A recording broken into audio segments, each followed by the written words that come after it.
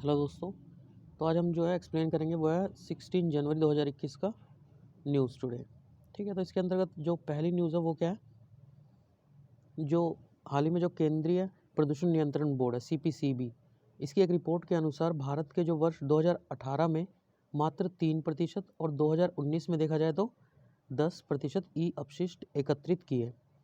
ठीक है, तो हमारा CPCB क्या है, जो the central pollution control board of India is a statutory organisation, मतलब एक वैधानिक जो ऑर्गेनाइजेशन है अंडर मिनिस्ट्री। इसकी मिनिस्ट्री जो आप एक 2-3 पेज लेके उस पर लिख लीजिए। ठीक है, आपको बस 1 महीना ही लिखना होगा।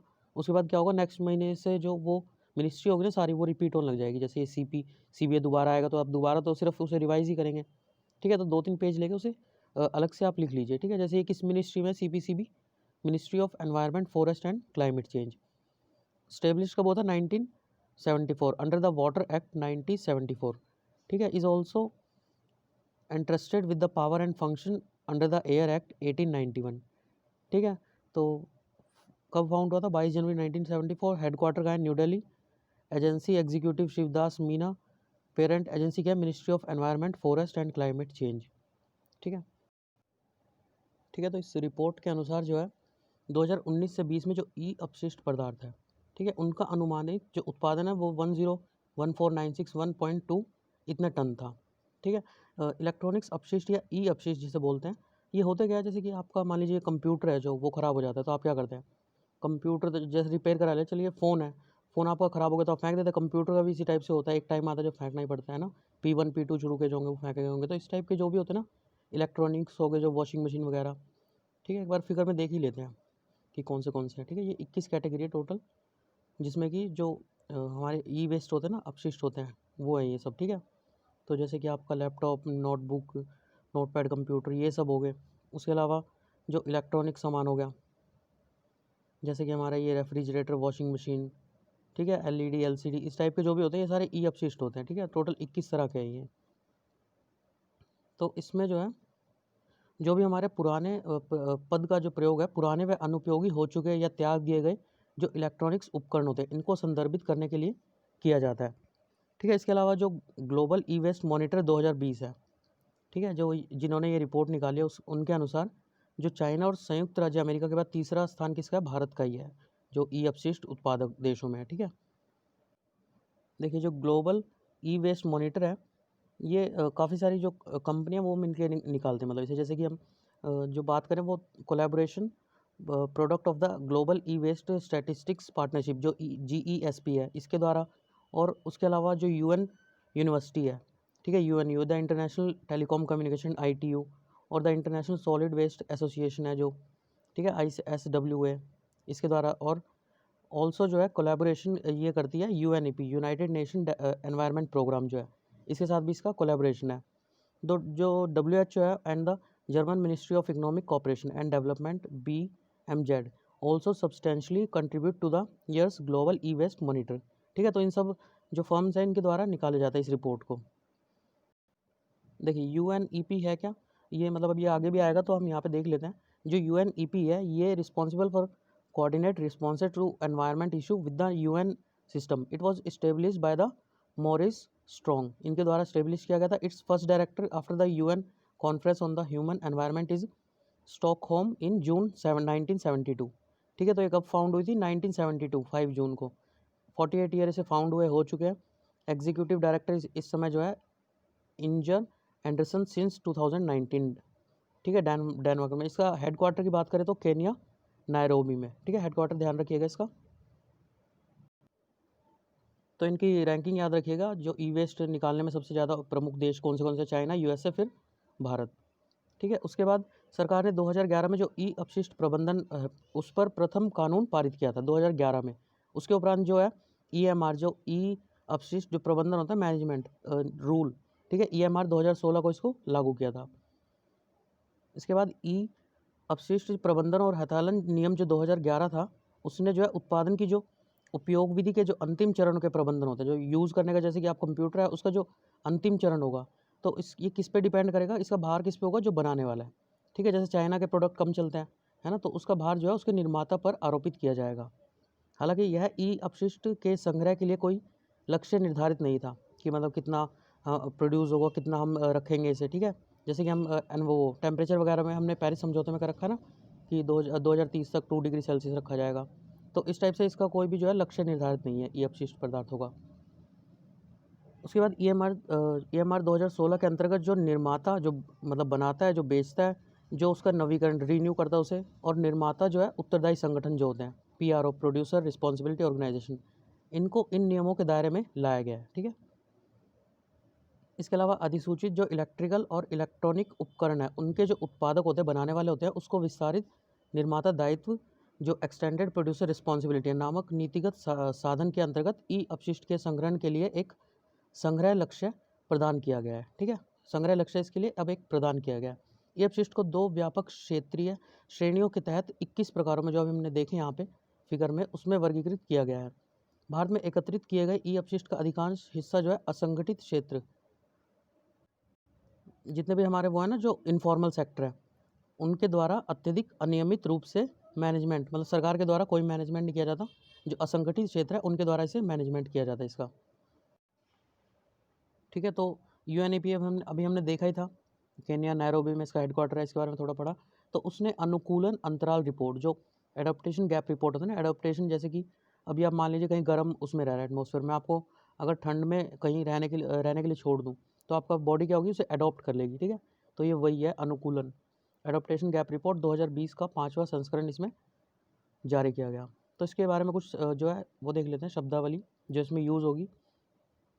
सबसे पहले अनुकूलन, जो अपेक्षित जलवायु होती है और इसके प्रभाव होते हैं, इनका समायोजन की एक प्रक्रिया होती है। मनुष्य में जो अनुकूलन होता है वो क्षति को कम करने या क्षति से बचने तथा लाभकारी अवसरों का दोहन करने का प्रयास करता है, ठीक है। जलवायु परिवर्तन पर जैसे कि पेरिस समझौता था जो 2030 तक 2 डिग्री सेल्सियस और 2050 तक 1.5 डिग्री सेल्सियस तक रखा जाएगा, उसके अंतर्गत जो हस्ताक्षरकर्ता थे उनके द्वारा राष्ट्रीय योजनाओं, जलवायु सूचना प्रणालियों, प्रारंभिक चेतावनी, सुरक्षा उपायों और हरित भविष्य में निवेश के माध्यम से अनुकूलन उपायों को जो है लागू करने की आवश्यकता होगी।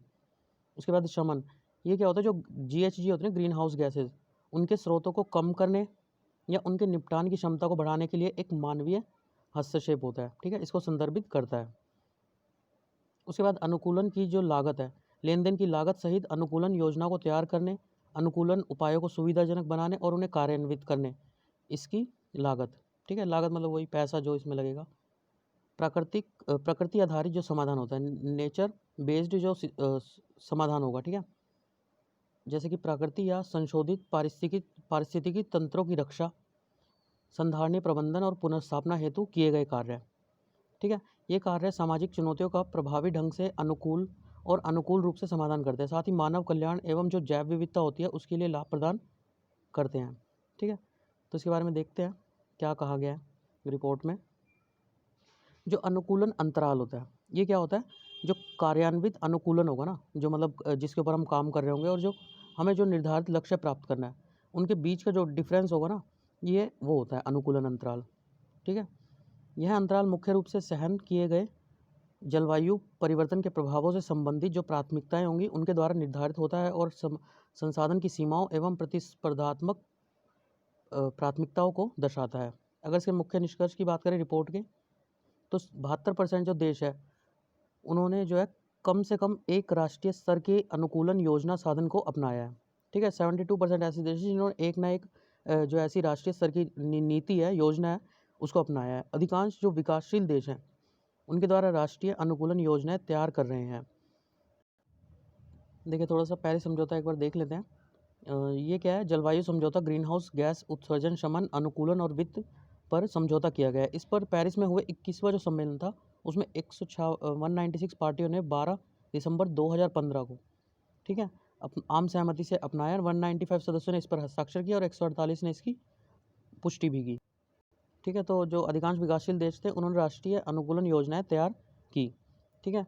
विकासशील देशों की अगर बात करें तो उनके लिए जो जलवायु परिवर्तन है उसके प्रभावों के प्रति जो अनुकूलन की वार्षिक लागत है, जो एक साल में जो उनका पैसा लगता है जो एडेप्टेशन पे, अनुकूलन पे, उसमें वर्ष 2050 तक मतलब वो 4 टाइम्स हो जाएगा, ठीक है। विकासशील देशों के लिए मतलब $500 बिलियन होने का अनुमान है।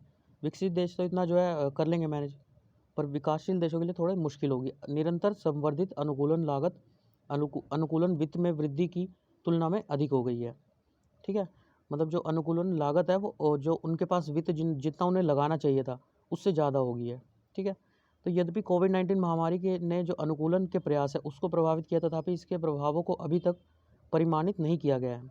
हालांकि विकसित जो देश है उनमें अनुकूलन की लागत अधिक है, परंतु विकासशील देशों के लिए उनके जो जीडीपी है उनके सापेक्ष अनुकूलन का वित्तीय बोझ अधिक है। ठीक है, तो इसमें मतलब जो ये देश है, विकसित देश है, वो तो इसे आराम से जो है कर लेंगे, इसका बियर कर लेंगे, इसका जो बोझ होगा, पर विकासशील देशों में इसमें प्रॉब्लम है। तो रिपोर्ट में निहित जो प्रमुख सुझाव हैं उनमें सबसे पहला क्या है, जो अंतर को कम करने के लिए जो सार्वजनिक और मतलब इन दोनों को क्या करना चाहिए, प्रोत्साहन देना चाहिए, प्राइवेट सेक्टर को और जो गवर्नमेंट है। ठीक है, प्रकृति आधारित जो समाधान है, जो नेचर बेस्ड सॉल्यूशन है, उसमें उसको प्राथमिकता दी जानी चाहिए। मतलब ये कैसे होता है, जैसे कि छोटे लेवल उस पर समझते हैं, जैसे कि कोई अगर मृदा है उसकी उर्वरकता अगर कम हो जाती है तो हम क्या करते हैं, कुछ टाइम के लिए उसे छोड़ देते हैं, तो नेचर अपने आप उसे रीगेन कर लेता है। या आप किसी पेड़ को जैसे कि कुछ अगर चोट वोट कुछ किसी से मार दे तो अपने आप वो क्या कर लेता है, रीगेन कर लेता है। इसी टाइम से हमारा जो नेचर है वो काम करता है। ठीक है, तो ऐसा बोला जा रहा है। तो इसके लिए जो 4 प्रमुख जलवायु और विकास जो जो पैसा है, निधि है, वो क्या है, वैश्विक पर्यावरण सुविधा, हरित जलवायु निधि, अनुकूलन कोष, अंतर्राष्ट्रीय जलवायु पहल जो जर्मनी द्वारा शुरू की गई थी। ठीक है, तो इसके बाद क्या है, देखिए जो PMKVY हमने 14 जो जनवरी था उसको भी पढ़ा था। ठीक है, तो कौशल विकास और जो उद्यमशीलता मंत्रालय MSDE, तो MSDE क्या है, जो ministry of skill and development and जो entrepreneur in is a ministry of government India setup to 9 November 2014 to coordinate all skill development efforts across the country. ठीक है, तो इसका हेडक्वार्टर कहाँ है, दिल्ली में, 2014 में इसे बनाया गया। फाउंडर क्या है, गवर्नमेंट ऑफ इंडिया, और ऑफिस होल्डर कौन है, जो मिनिस्टर होता है, महेंद्र नाथ पांडे। ठीक है,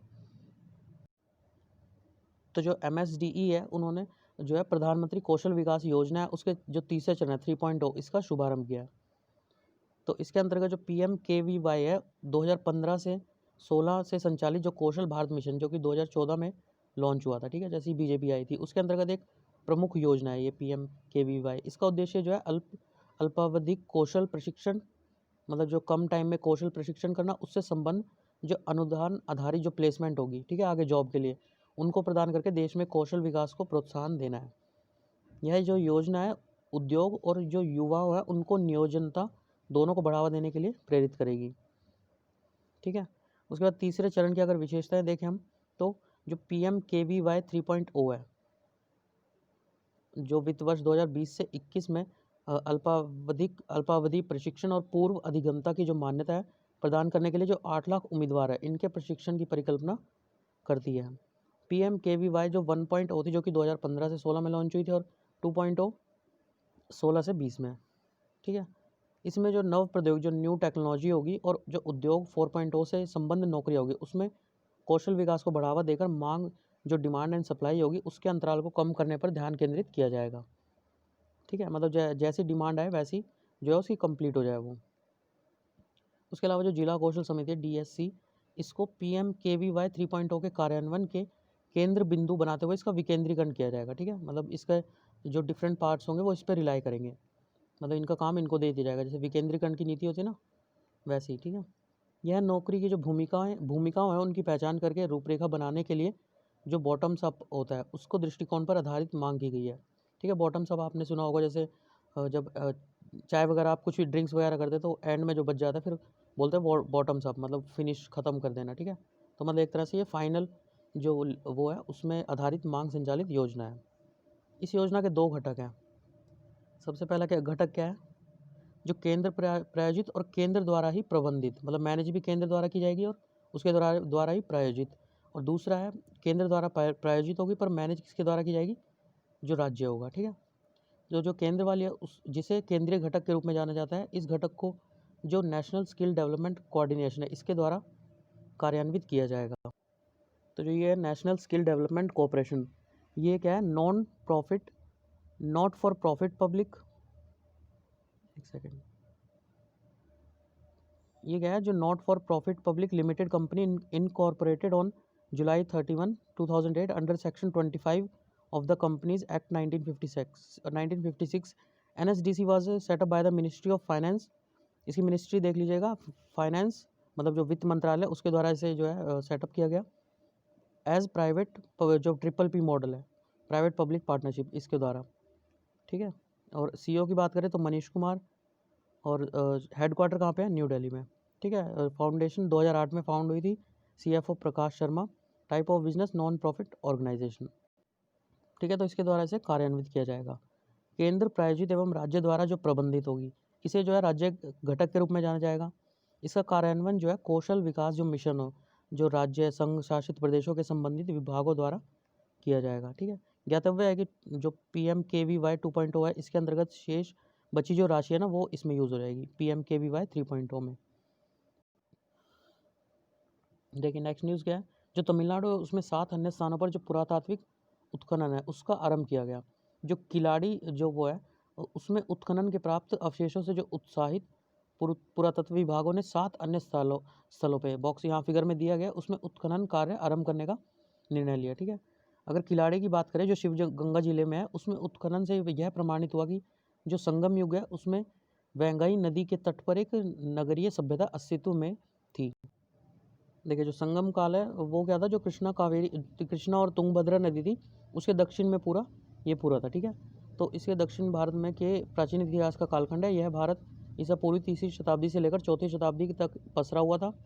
इसका नाम संगम साहित्य के नाम पर पड़ा, ठीक है। संगम साहित्य द्रविड़ साहित्य के शुरुआती नमूने थे। उसके अलावा देख लीजिएगा, बस इतना ही है इसमें। तो इस काल में मेनली जो राज था वो किनका था, जो चेर्स, पांड्याज और चोल्स थे, ठीक है, इनका यहाँ पे राज था, ठीक है। तो इसके बाद जो है कृष्णागिरी, वेल्लोर, धर्मपुरी, तिरुवनंतमलाई एवं सीलम जिलों, इसमें जो नवपाषाण युग था, नियोलिथिक, इसके स्थलों की खोज के लिए एक और बार क्षेत्र का अध्ययन किया जाएगा, ठीक है। तो इसके बारे में आपने हिस्ट्री में पढ़ा होगा, मतलब इसमें जो पत्थरों से के जो हथियार आ गए थे ना, गाँव बसने लग गए थे, ठीक है। तो इसका जो सेंटर था मतलब वो यहाँ मिला था, कश्मीर का जो बुर्ज होम था, ठीक है। तो यहाँ पे इतना इसके बताने की वो नहीं है रेलिवेंसी। तो उसके बाद लगभग 10,000 वर्ष पहले जो नवपाषाण कालीन संस्कृतियाँ थी, होलोसिन युग से जो इनका संबंध था। नवपाषाण काल की अगर बात करें तो इसकी महापाषाण कालीन जो वास्तुकला थी, कृषि पद्धतियाँ थी, इसके प्रसार और पॉलिश किए गए जो पाषाणोपकरण थे उसके उपयोग के लिए महत्वपूर्ण है। नवपाषाण चरण की अन्य विशेषता क्या थी, जो मृद भांड थे उनका आविष्कार हो गया था। मुख्यतः स्थानबद्ध जीवन बस्तियों का निर्माण हो गया था। लघु और अपेक्षाकृत आत्मनिर्भर ग्रामीण समुदाय का उदय हुआ और लिंग आधारित श्रम विभाजन शामिल था इसमें।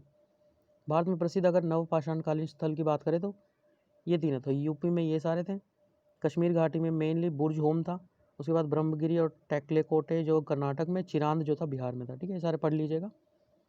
और ये देखिए स्थल यहाँ पे दे रखे हैं,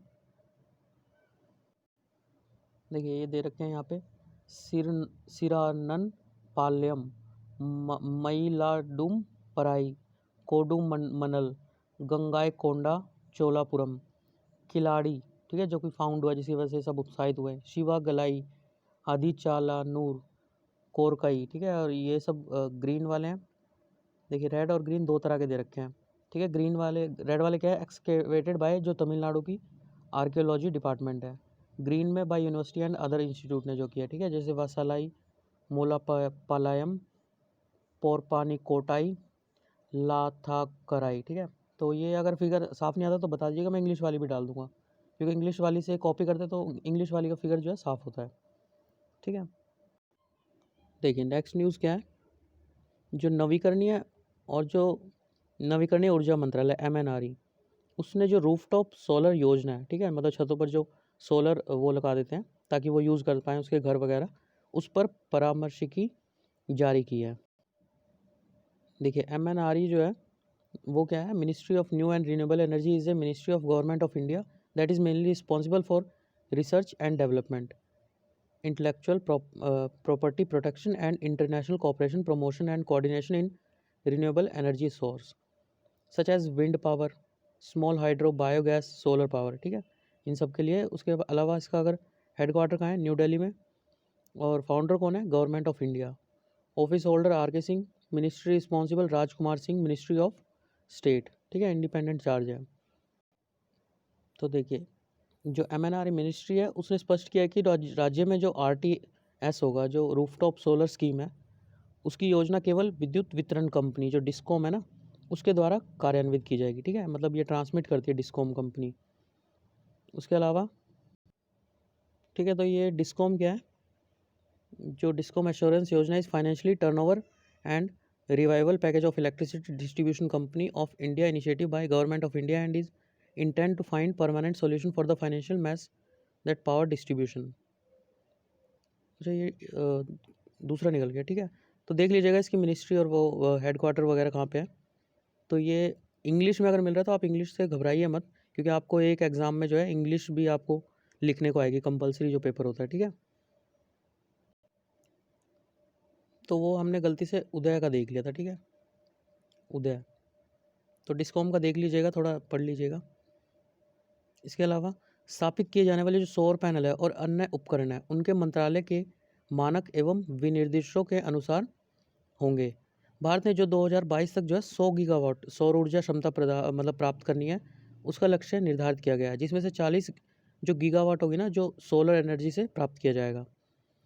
2019 में सरकार ने जो ग्रिड कनेक्शन है, ग्रिड कनेक्शन मतलब इस टाइप से जो भी कनेक्टेड होता है सोलर पावर, उसके जो RTS योजना है उसके द्वितीय चरण को अनुमोदन प्रदान किया गया था, जिसका पर्पज़ क्या था, सभी उपभोक्ता खंडों यथा जो आवासीय, रहने के लिए, संस्थागत है, सामाजिक है, सरकारी, वाणिज्यिक, औद्योगिक आदि में जो ग्रिड कनेक्शन है उसको जो है RTS को बढ़ावा देना सोलर एनर्जी से। ठीक है, RTS के त्वरित परिनियोजन के लिए डिस्कॉम को प्रमुख चालकों के रूप में तैयार करना। सौर सेल और मॉड्यूल, ठीक है, नवंबर की जो हमने देखी थी उसमें ये बताया गया था अच्छी तरह से। ठीक है, तो उसके घरेलू विनिर्माण को बढ़ावा देना। उसके अलावा जो सौर ऊर्जा से उत्पादित विद्युत का उपयोग है, या तो परिसर की स्वयं खपत, मतलब वो खुद ही प्रोड्यूस करे, खुद ही यूज़ कर ले, या फिर इसे ग्रिड में स्थानांतरित कर दे। ठीक है, ताकि वो दूसरों को प्रोवाइड की जा सके। साथ ही इसे विद्युत के बिल में समायोजित भी किया जा सकता है। ठीक है, इसके योजना के लाभ क्या होंगे, एक ही स्थल पर जो विद्युत है उसकी खपत और उत्पादन को सुनिश्चित करके जो हमारा जैसे तारों से हम ट्रांसमिट करते हैं ना, उसका खर्चा बचेगा, वितरण का, ट्रांसमिट का, दोनों का खर्चा बचेगा, और में होने वाली हानि को कम किया जाता है। एक दिन के समय में जो पीक लोड होता है, मतलब दिन के टाइम पे जो पीक लोड मतलब मैक्सिमम बिजली यूज़ करते हैं, उस टाइम क्या होता है, सन भी होता है ना, तो सन होगा उतना ही वो होगा, हमारी सोलर पावर वहीं वहाँ पे मजबूत होगी, तो उससे जो है पीक लोड का जो है आसानी से जो है सामना कर पाएगा ये। छत का मेनली छत क्या होते हैं, खाली पड़ी रहती है ना, तो वहाँ पे सोलर एनर्जी लगा देंगे तो किसी को परेशानी भी नहीं होगी। तो अन्य सुर्खियों में देखिए, जो पहली है ओपन स्काई ट्रीटी। ठीक है, ये हमने अभी जो 18 जनवरी की वो करी थी ना इनसाइड, उसमें काफ़ी अच्छी तरह से बताया गया। ठीक है, वहाँ से भी आप देख सकते हैं इसे, या फिर यहाँ से देख लीजिए। जो अमेरिका है उन्होंने इससे एग्जिट किया है। ठीक है, तो पृथक होने की घोषणा करते हुए अमेरिका द्वारा संधि का त्याग कर इस संधि की गंभीरता को कम करना, मतलब इसमें होता है कि जो इस पे साइन करते हैं, जैसे 34 देश है इसमें जिन्होंने साइन किया है, तो उसमें एक दूसरे के देशों में जो है ये जो अपना एरोप्लेन होता है, जो वो होता है ना टोही विमान होता है, ठीक है, उसको उड़ा सकते हैं और इमेजिंग वगैरह कर सकते हैं। ठीक है, तो इससे पहले रशिया ने किया था, अब अमेरिका ने एग्जिट कर लिया। ठीक है, तो उसमें एक बार देख लीजिएगा, उसमें काफ़ी डिटेल में बता रखा है। OST प्रत्येक सदस्य पक्षकार को जो है सैन्य बलों एवं गतिविधियों पर डाटा एकत्रित करने के लिए दूसरे पक्षकारों के क्षेत्रों में अल्प सूचना पर निशस्त्र व जो टोही सर्वेक्षण होता है उड़ानों के संपादन को अनुमति प्रदान करता है, जिसमें 34 देशों ने इस पर साइन किया है। 2002 से प्रभावी हुई थी। अमेरिका वर्ष 2020 में संधि के बाहर आ गया था और भारत इस संधि का सदस्य नहीं है। ठीक है, जो ओपन स्काइज कंसल्टेटिव कमीशन है, ठीक है, ये OST के जो कार्यान्वयन है उसके लिए उत्तरदायी है। उसके अलावा नेक्स्ट न्यूज़ क्या है, जो राष्ट्रीय खुदरा नीति है, देखिए RAI क्या है, रिटेलर एसोसिएट ऑफ इंडिया। ये क्या है, इंडियन रिटेलर ट्रेड एसोसिएशन है, नॉन फॉर प्रॉफिट ऑर्गेनाइजेशन है, represents the rights of the Indian retailer. Its member include chain store retailer, independence retailer, e-commerce retailer जो ऑनलाइन वगैरह करते हैं, retailer service providers across India. ठीक है, chairman Byju Korin, vice chairman Kulin Sanjay लाल भाई, CEO Kumar राजा गोपालन। तो जो RAI है उन्होंने जो केंद्र से जो राष्ट्रीय खुदरा नीति है उसके निर्माण में तेजी लाने का आग्रह किया है। ठीक है, तो RAI ने केंद्र से क्या निवेदन किया कि जो खुदरा विक्रेता है उनको जो MSME है ना उसके रूप में पंजीकृत किया जाए, ताकि उनको भी जो है लाभ प्राप्त हो पाए, उन उद्यमों को भी प्राप्त होने वाला लाभ उन्हें भी मिल सके।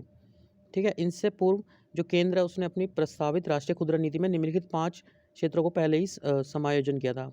कौन से व्यापार करने में सुगमता, लाइसेंस की प्रक्रिया का युक्तिकरण, खुदरा प्रक्रिया का डिजिटलीकरण, सुधारों का ध्यान देना, डिजिटल कॉमर्स के लिए एक खुला नेटवर्क। ठीक है, इसके बाद नेक्स्ट न्यूज़ क्या देखिए। अच्छा, ये लास्ट वाली जल्लीकट्टू, ये भी उसमें ही 18 जो जनवरी का है उसमें काफ़ी अच्छे से कवर कर रखा है। ठीक है, तो उसके बाद अलावा जो वहाँ पे कवर नहीं हुआ वो ये था। इसके अतिरिक्त मोहनजोदड़ो से प्राप्त कर एक मोहर में सांड को वश में करने का संदर्भ मिलता है। ठीक है, यह मोहर लगभग 2500 ईसा पूर्व और 1800 ईसा पूर्व के मध्य किसी समय से जो है संबंधित है।